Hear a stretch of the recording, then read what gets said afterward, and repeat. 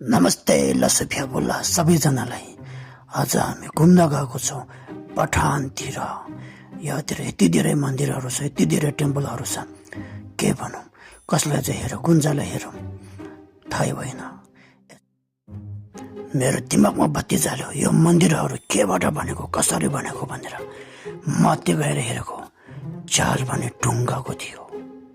म माथि गएपछि मुनितिर हेऱ्यो, नो एन्ट्री। तर्सेर म मुनितिर हम्बाल्यो, झन्नै जेल गएन म। अलि धेरै नै बोले जस्तो लाग्यो। 2 हात जोडेर माफी मागे माया देवीको टेम्पलमा। माफ गरिदिन भगवान मलाई। जिन्दगी नै पुरा काले अन्धेरो भइरहेछ, भविष्यको बाटो देख्थेन। भगवान बत्ती बालेर मलाई बाटो देखाइदिनु।